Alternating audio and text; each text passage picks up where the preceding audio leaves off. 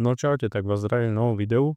Dneska sa budem venovať tomuto tu, je to vlastne taký temu dragger na alkohol. A vyskúšame si to, dám si debu a potom budeme po nejakých 10 minútach skúšať, že čo ukáže toto a čo ukáže certifikovaný dragger.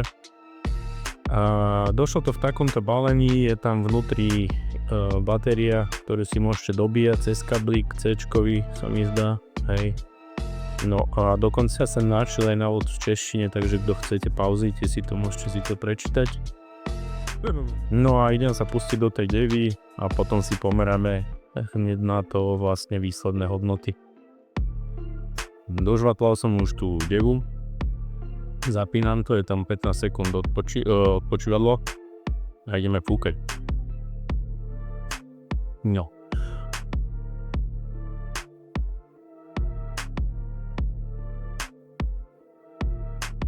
Hm, 0,36.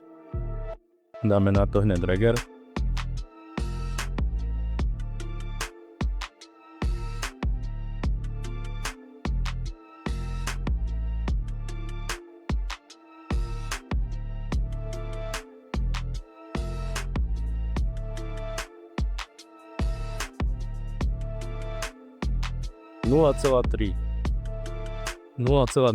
pardon. Takže ideme ešte toto jedenkrát. Zase 15 sekúnd. No je pravda, že tá deva nie je taká, keď si dá človek pivo. No je, že to tam dlhšie drží, ale aspoň na porovnanie.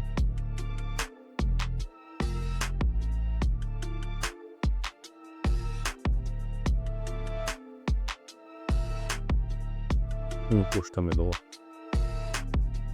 No tak mohli sme vidieť, že ten alkohol to zaznamená. No a v podstate výhoda je to, že podľa mňa to má takú tú nízku toleranciu. Že naozaj stačí taký nejaký malý impuls alkoholový, ako bol napríklad v tomto prípade tá deva. No a stále vám to vyhodí nejakú hodnotu, takže ku citlivosť to má podľa mňa nastavenú dobre. Ale nespoliehal by som sa na to pri nejakej konfrontácii potom, že vám to ukáže nejakú hodnotu a vy s tým pôjdete superiť napríklad s policajtmi, keď vás zastavia. Takže myslím si, že na tie orientačné skúšky určite, citlivosť to má dobrú. Neviem, čo by som ešte k tomu povedal, vyvoďte si záver z toho sami. Dobre, ja dúfam, že sa vám video páčilo, keď áno, nezabudnite mi dať like, odber, tí, ktorí ešte nemáte. Stále je vás veľa, ktorí sledujete môj kanál a ešte ste neodoberali. No a ja idem zjesť ešte ďalšiu devu, tak sa majte, čaute.